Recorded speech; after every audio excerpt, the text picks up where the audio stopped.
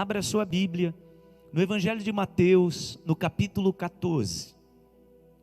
A palavra de hoje eu quero falar com você o que a gente precisa fazer quando a gente leva um nocaute.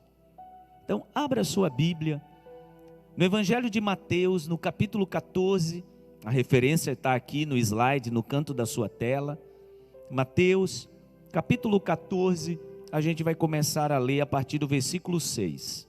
Olha o que diz a palavra de Deus. Sempre tenho dito isso. Todas as vezes que a gente estiver num culto online, nas lives, esteja com a sua Bíblia na mão, tá? Até porque muitos têm a Bíblia no smartphone, né? Mesmo que você esteja assistindo pela TV, pelo computador, sempre tenha a sua Bíblia na sua mão, tá? Mateus, capítulo de número 14, a partir do versículo 6. Vamos ler a palavra de Deus. No aniversário de Herodes, a filha de Herodias dançou diante de todos e agradou tanto a Herodes, que ele prometeu sob juramento dar-lhe o que ela pedisse. Influenciada por sua mãe, ela diz: dá-me aqui num prato a cabeça de João Batista. O rei ficou aflito, mas por causa do juramento e dos convidados, ordenou que lhe fosse dado o que ela pedia, e mandou decapitar João na prisão. Sua cabeça foi levada num prato e entregue à jovem que a levou à sua mãe. Os discípulos de João vieram, levaram o seu corpo e o sepultaram. Depois foram contar para um lugar deserto. As multidões, ao ouvirem falar disso, saíram das cidades e o seguiram a pé. Quando Jesus saiu do barco e viu tão grande multidão, teve compaixão deles e curou os seus doentes. Amém. A história que a gente acabou de ler fala de um momento na vida de Jesus em que ele foi nocauteado por uma notícia muito triste. Algo que impactou a sua alma. Algo que impactou o seu espírito. É claro, gente, que Jesus se abalou diante daquela notícia. A palavra diz que o motivo daquela mulher chamada Herodias sugestionar a sua filha que o rei Herodes matasse João Batista, é porque João Batista, como profeta de Deus, começou a pregar contra o pecado que existia entre Herodes e Herodias, que era esposa do irmão dele. E João Batista, sem ter medo, como profeta de Deus, ele começou a dizer: está errado, se ninguém tem coragem de dizer, eu vou dizer. E infelizmente, isso lhe custou a cabeça. A palavra diz que numa festa, a gente já leu, a filha dela estava dançando, Herodes pede para ela dançar e diz para ela: o que você me pedir eu dou. E ela vai consultar a mãe, e a mãe então dá a seguinte sugestão: diga a ele que você quer a cabeça de João numa bandeja. O rei fica meio apreensivo, porque tinha medo do povo, mas, como palavra de rei não pode voltar atrás, ele manda decapitar João Batista. A palavra diz, preste bem atenção, que quando Jesus ouve essa notícia, eu vou usar uma expressão bem próxima da gente, isso o derruba, o nocauteia, a ponto dele não querer ficar perto de mais ninguém. A palavra diz que ele pegou um barco sozinho e se isolou no deserto. Jesus foi nocauteado por aquela notícia. O que é um nocaute? Golpe ou combinação legal de golpes que torne o oponente incapaz de continuar lutando. O termo é tipicamente associado com a repentina, olha a palavra que eu vou usar agora, e traumática perda da consciência ocasionada por golpes físicos. Está aqui o conceito do que é nocaute. É a sequência de golpes que faz você ficar sem uma notícia, com a reação de alguém, com alguém que age com a gente do jeito inesperado, e isso, ó, pam, na alma. E deixa eu lhe dizer uma coisa: os nocautes que nós recebemos da vida, eles nem sempre é um único golpe. Nem sempre são um único golpe. Porque nós somos nocauteados, gente. Somos nocauteados praticamente todos os dias. Assim como Jesus. Deixa eu te dizer, Jesus era o Filho de Deus. Ele era 100% homem, mas ele era 100% Deus. E mesmo assim, uma notícia ruim o nocauteou. A notícia da morte do seu primo foi um golpe muito duro na alma de Jesus, a ponto dele dizer: olha, quero ficar só. Já aconteceu com você? Você não querer ficar perto de ninguém? Tipo assim, olha, hoje eu quero ficar só. Ninguém tem essa reação do nada. O nocaute, ele sempre provoca na gente uma reação, ou melhor, uma falta de reação. Imagina, Jesus estava lá, tudo bem, levando a sua vida, de repente, pam! Olha, teu primo morreu. E então Jesus não quer mais ficar perto de ninguém, não quer mais falar com ninguém. Jesus é nocauteado pela notícia da morte trágica de seu primo. E eu quero te trazer uma primeira lição, que é essa: cuidado com as notícias trágicas. E deixa eu te dizer, é certo que elas virão, mas você precisa se preparar. Sabe o que acontece normalmente com lutadores? Eles mapeiam o corpo do seu oponente, e eles fazem isso para que golpes sejam desferidos no ponto mais vulnerável do seu oponente. Por exemplo, existe uma região, eu não sou lutador não, tá, gente? Mas a gente estuda um pouquinho. Existe uma região que os lutadores eles exploram, que é a região dos rins e do baço. E eles vão dando golpes que, quando você está assistindo a luta, parece que não está fazendo efeito. Mas daqui a pouco o oponente ele vai perdendo a sua capacidade de respirar plenamente. E eles vão fazendo isso de forma constante. Olha aqui para mim, não perca a sua atenção. Você acha que o seu inimigo, nosso inimigo, ele não sabe quais são os nossos pontos vulneráveis? A palavra que Deus colocou no meu coração nessa tarde, meu irmão, minha irmã, você que está me ouvindo, vocês que estão aqui na igreja, você que está em casa, deixa eu te dizer, o nosso inimigo, ele sabe os nossos pontos vulneráveis, e saiba, ele vai bater no mesmo ponto várias vezes. Sabe por quê? O propósito é nos nocautear. Jesus foi nocauteado, gente. Ele não queria mais falar com ninguém. Eu quero trazer outro exemplo de um homem de Deus que também foi nocauteado por uma notícia ruim. Neemias. Neemias. Abra a sua Bíblia aí na sua casa.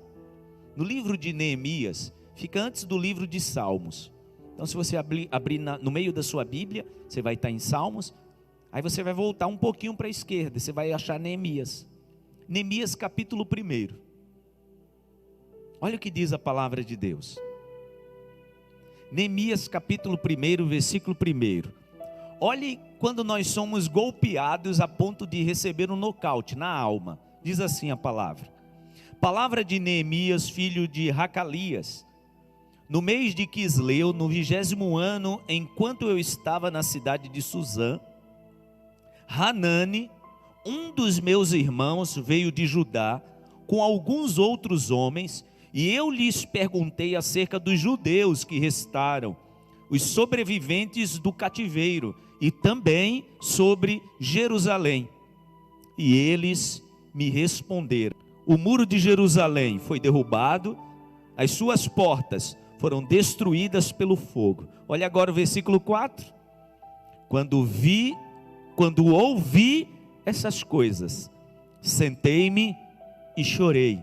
Passei dias lamentando-me, jejuando e orando ao Deus dos céus.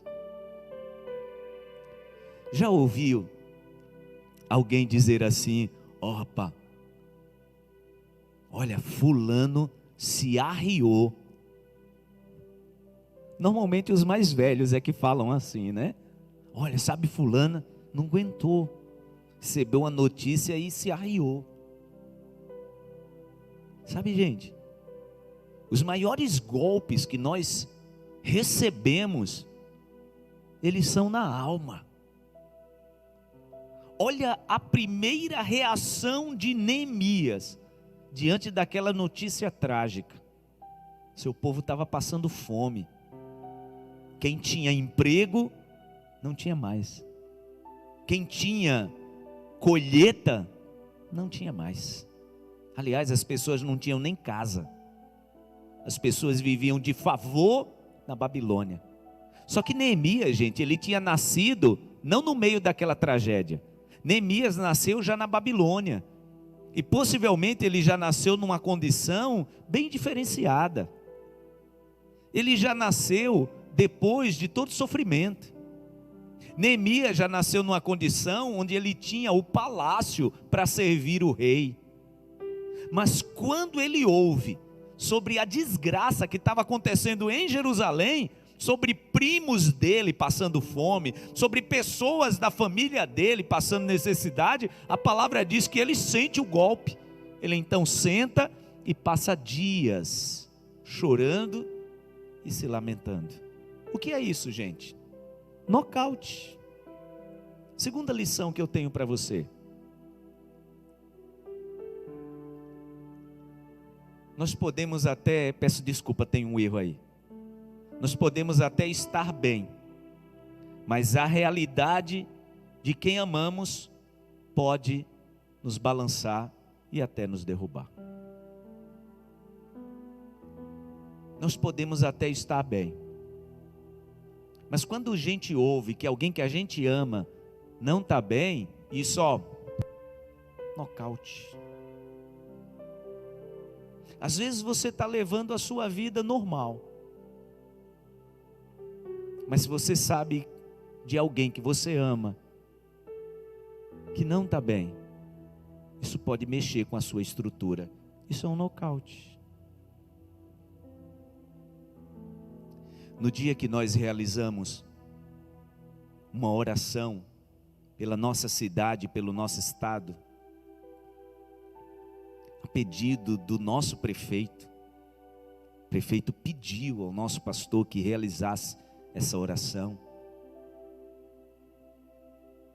No momento que eu estava na frente do palácio do governo para orar pelo governador, pastor Júnior estava em frente à prefeitura e o nosso pastor na nossa igreja.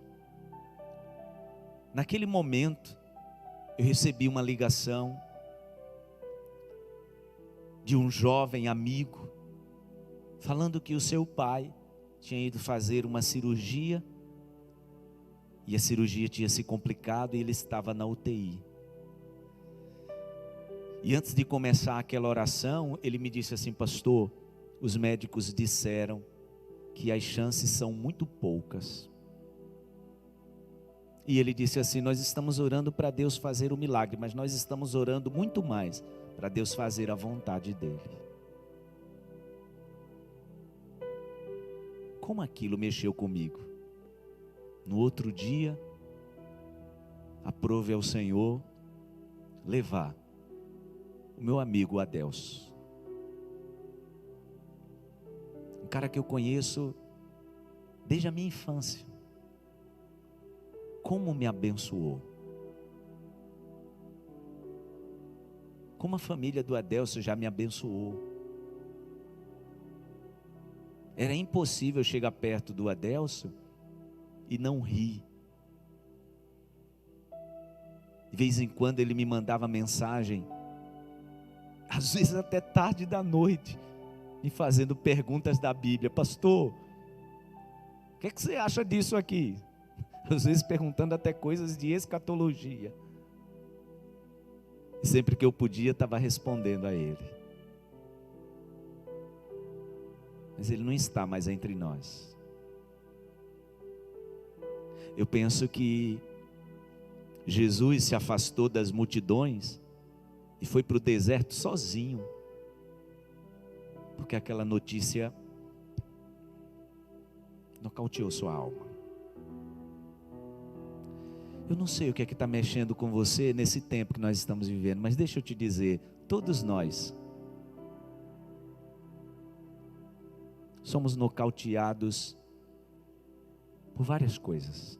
Possa ser que eu esteja ministrando essa palavra e você esteja passando por isso agora. Aliás, essa semana eu orei por uma amiga de uma pessoa da nossa igreja que foi fazer uma cirurgia e também, infelizmente, não resistiu.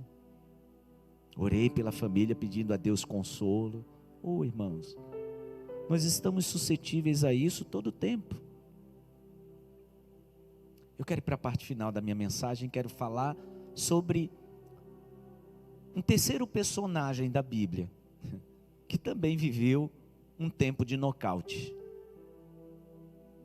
Eu quero falar sobre Elias.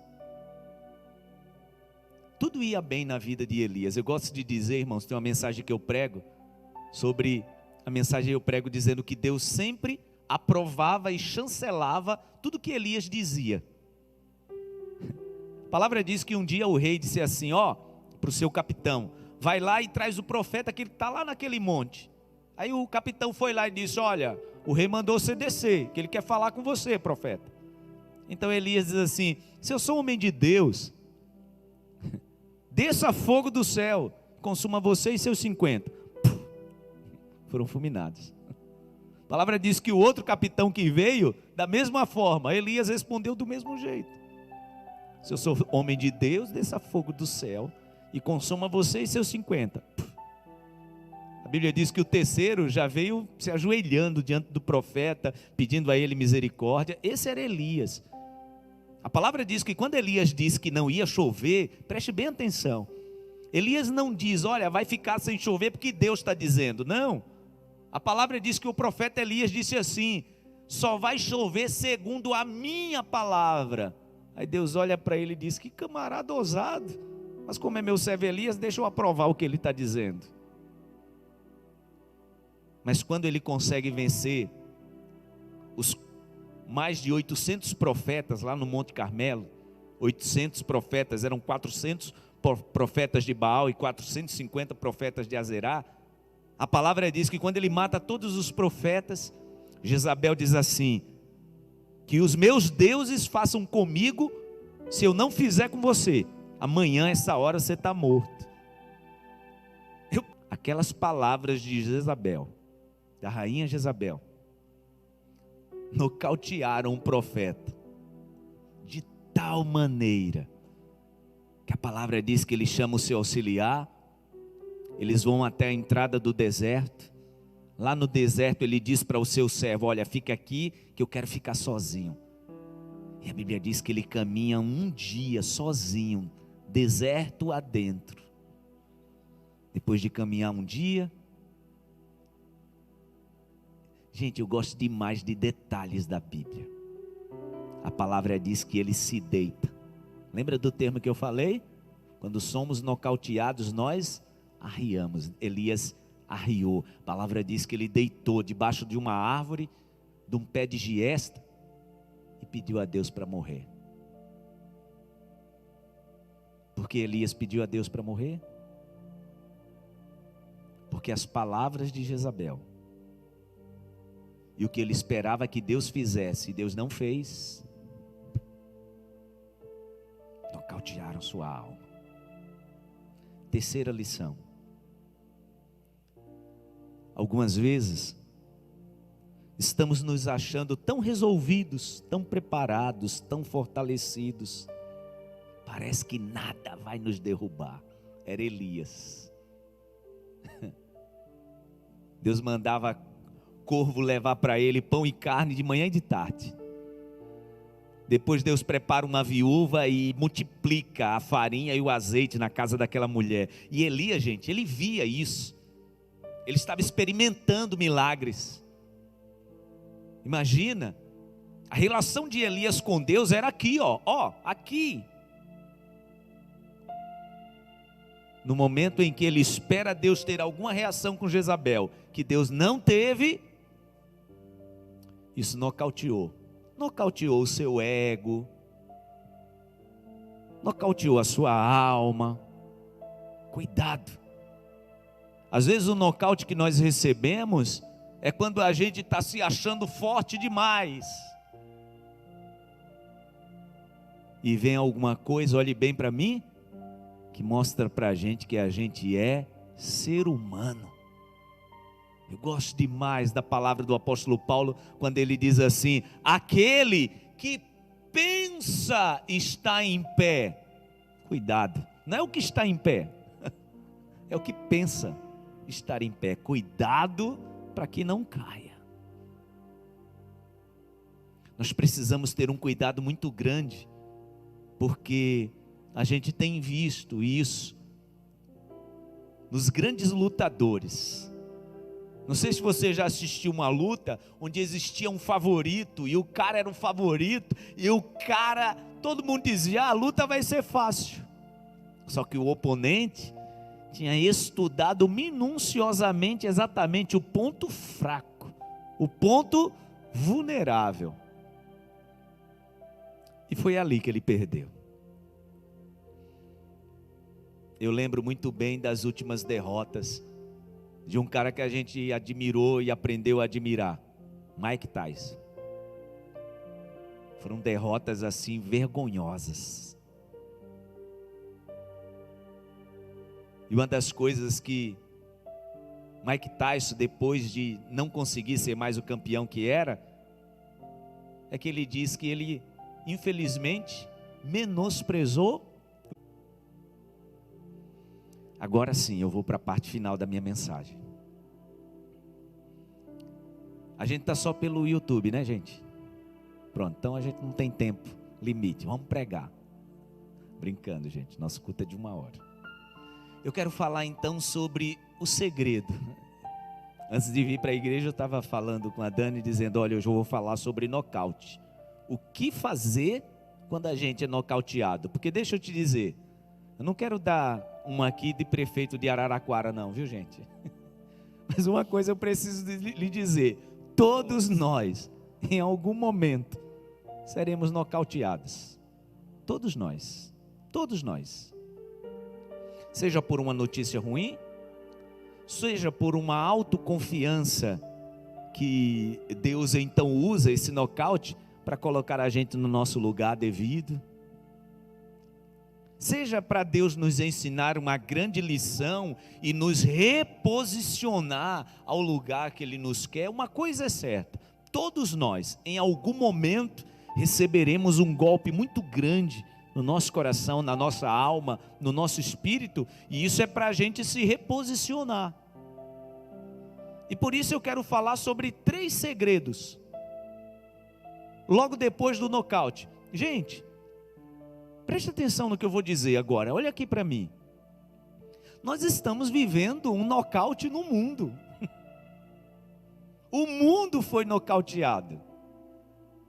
Infelizmente.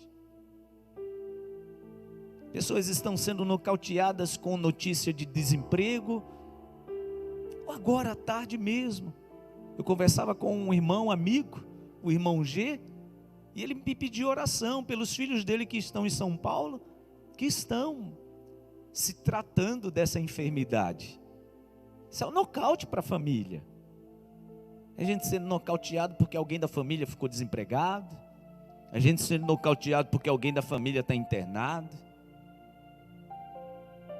O certo é que ninguém vai escapar de receber um nocaute em algum momento da sua vida. Então, o primeiro segredo é: tenha consciência que haverá abalos. Não seja infantil. Ouça o que eu vou lhe dizer. Como filho, como filha de Deus, por mais que Deus te ame, por mais que Deus nos ame, não seja infantil. Todos nós nos abalaremos.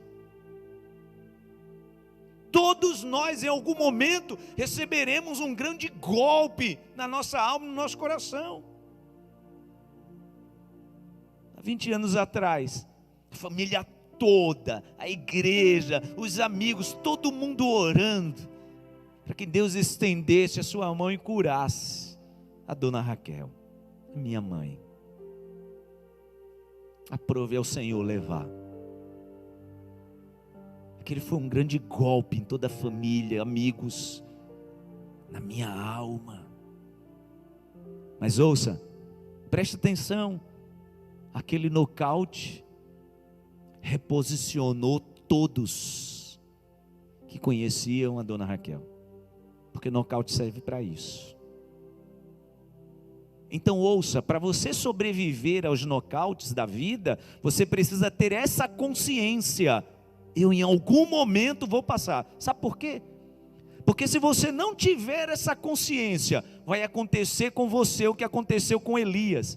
Gente, dos 3 exemplos que eu citei, presta atenção, dos 3 exemplos que eu citei, o que teve a pior reação, os 3 sofreram nocautes, 3, mas o que teve a pior reação, quem foi?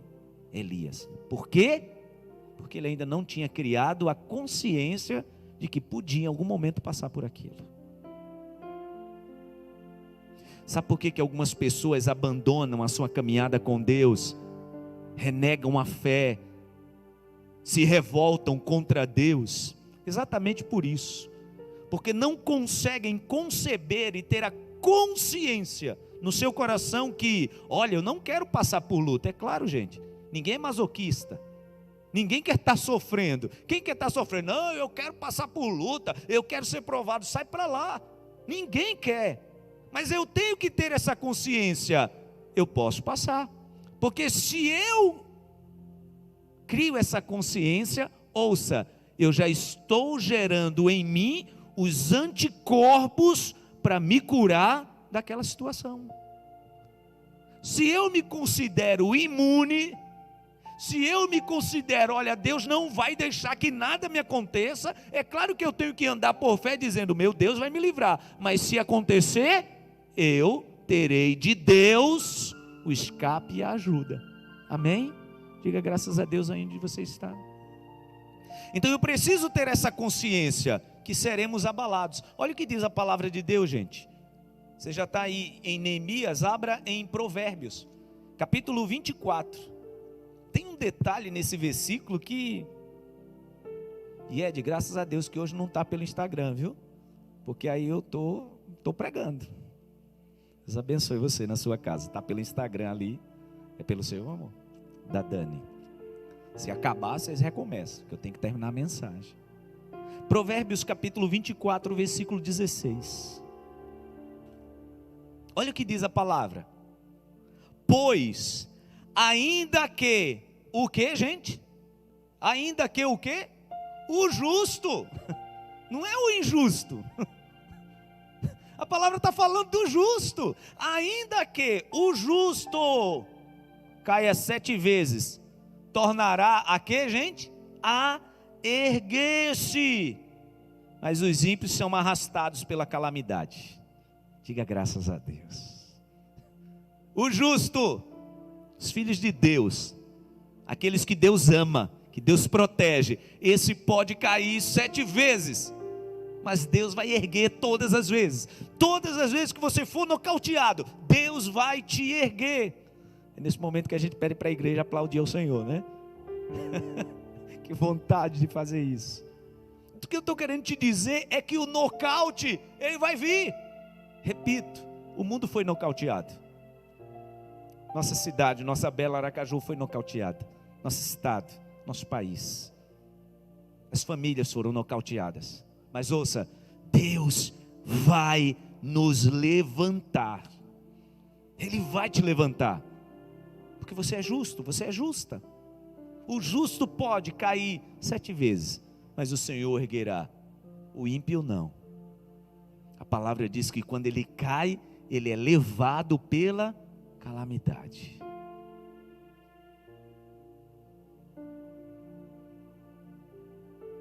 Você entende por que pessoas tiram a vida? Perdem o sentido de viver? Não suportam os nocautes. Tem algo que eu sempre falo com os meus colegas pastores. Infelizmente nós temos que, na nossa função, no nosso ofício, participar de ofício fúnebre. A gente faz ofício fúnebre. E deixa eu dizer uma coisa, gente, é muito diferente quando a gente vai fazer um ofício fúnebre de uma família que tem esperança da vida eterna com Deus. E fazer um ofício fúnebre de uma família que a esperança dessa pessoa é só para essa vida. Por isso que o apóstolo Paulo, ele diz: aqueles que esperam de Deus apenas para essa vida é o mais miserável dos homens. Entende isso, pastor Anderson? Mais miserável. Por quê? Porque só está esperando de Deus para essa vida. E você? Você está esperando de Deus apenas para essa vida? Apenas para esse momento? Ouça, se é assim, a tua fé é desse jeito, você não vai suportar os nocautes. Primeiro segredo, esteja preparado. É porque você quer? Não, ninguém quer estar sofrendo, mas eu tenho que estar preparado. Se vier, sabe uma coisa interessante? Os lutadores, os mais experientes, uma das técnicas para você lutar é você se posicionar desse jeito aqui, ó, e não assim. Nenhum lutador se posiciona para lutar desse jeito aqui, ó, com as duas pernas assim, paralelas. Não, é assim, ó, na frente ou atrás. Por quê? Porque eles sempre estão preparados para suportar qualquer golpe. E mesmo assim ainda são nocauteados. Segundo segredo. São 3, tá, gente? Segundo segredo para aqueles que sofreram, estão vivendo ou vão sofrer um nocaute. É esse. Fortaleça-se em Deus. Abra sua Bíblia. Na carta de Paulo aos Efésios. Efésios capítulo 6. Efésios capítulo 6. Versículo 10 em diante. Olha o que diz a palavra de Deus. Finalmente, fortaleçam-se no Senhor e no seu forte poder. Vistam toda a armadura de Deus, para poderem ficar firmes contra as ciladas do diabo. Pois a nossa luta não é contra seres humanos, mas contra os poderes e autoridades, contra os dominadores deste mundo de trevas, contra as forças espirituais do mal nas regiões celestiais. Por isso, vistam toda a armadura de Deus, para que possam resistir no dia mau. É demais isso, gente. Para que possam resistir no dia mau. Sabe quando é o dia mau? O dia do nocaute.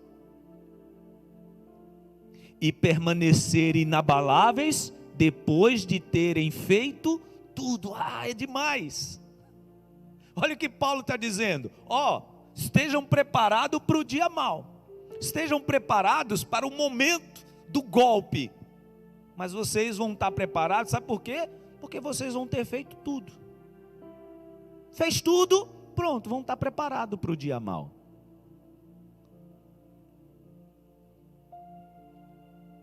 Sabe quando alguém não tem a reação de Elias, de desistir da vida? Quando essa pessoa se prepara para o dia mau, depois de ter feito tudo. Sabe o que na verdade Deus está querendo te dizer? Faça a sua parte. Faça a sua parte. Se fortaleça no Senhor. Se cubra de Deus. É o que você está fazendo agora. Você está se enchendo dessa palavra. Você está se preparando para o dia mau. E por fim, por último, terceiro segredo. Prepare a sua mente. Prepare a sua mente. Ouça, quem está preparado aqui, está protegido. Se você não quiser viver os nocautes da vida, sua mente precisa estar em exercício constante, exercício com Deus. Não deixe nada destrutivo entrar na sua mente. Não deixe nada que te fragilize entrar na sua mente. Prepare a sua mente. Estamos preparados para o nocaute. Gente, os maiores lutadores, o maior exercício deles não é físico, é mental. E como eles estão preparados mentalmente, então fisicamente, eles se tornam fortes. Quer estar preparado para vencer os nocautes? Sabe por que eu estou te dizendo isso? Você já viu alguém que você admira muito, um grande desportista, um grande lutador, sofrer um nocaute e voltar melhor? Por quê? Porque aquela pessoa percebe que aquele nocaute foi apenas algo do percurso. Por isso que a palavra de Deus diz em Provérbios, capítulo 24, versículo 16: o meu justo cairá 7 vezes, mas eu erguerei de todas. Prepare a sua mente. Olha o que diz a palavra de Deus em Filipenses. Filipenses capítulo 4. Gente, esse texto que a gente vai ler agora é um dos textos mais mal compreendidos da palavra de Deus. Olha o que diz a palavra, Filipenses capítulo 4, versículo 6. Não andem ansiosos por coisa alguma, mas em tudo pela oração e súplica e com ação de graças apresentem seus pedidos a Deus. E a paz de Deus, que excede todo o entendimento, guardará o coração e a mente de vocês em Cristo Jesus. Finalmente, irmãos, tudo que for verdadeiro, tudo que for nobre, tudo que for correto, tudo que for puro, tudo que for amável, tudo que for de boa fama, se houver algo de excelente e digno de louvor, pensem nessas coisas. Ponham em prática tudo o que vocês aprenderam, receberam e ouviram e viram em mim, e o Deus de paz estará com vocês. Alegro-me grandemente no Senhor. Agora é que é a parte mais importante desse texto. Porque finalmente vocês renovaram o seu interesse por mim. De fato, vocês já se interessavam, mas não tinham oportunidade para demonstrá-lo. Não estou dizendo isso porque esteja necessitado. Olha agora o que Paulo diz, gente. Pois aprendi a adaptar-me a toda e qualquer circunstância. Sei o que é passar necessidade, sei o que é ter fartura. Aprendi, sabe o que? O segredo de viver contente em toda e qualquer situação, seja bem alimentado, seja com fome, tendo muito ou passando necessidade. Agora sim, tudo posso naquele que me fortalece. Eu tenho visto tantas pessoas citarem esse versículo: tudo posso naquele que me fortalece, tudo posso naquele que me fortalece. Quem? Você? Que não resistiu à última provação que Deus te fez passar? Quem? Você? Que já começou a maldizer o Senhor no último problema que você passou? Não, você não pode. Paulo está dizendo que tudo pode naquele que fortalece, porque ele aprendeu a se adaptar a todos os golpes da vida. Sabe o que na verdade Paulo está querendo dizer? Quando eu estou aqui, eu estou bem com Deus. Quando eu estou aqui, eu estou bem com Ele do mesmo jeito. Eu me adaptei a toda e qualquer situação. Eu sei estar forte quando eu tenho fartura, e eu sei estar forte quando eu tenho necessidade. Então tudo posso aquele que me fortalece. Quero convidar você para orar. Esteja preparado, esteja preparada. Nós viveremos golpes na nossa vida. Só que esse golpe não vai fazer você desejar a morte, se você estiver com a sua mente e seu coração preparado, no nome de Jesus. Eu quero orar por você agora. Você que está vivendo um tempo de nocaute. Algo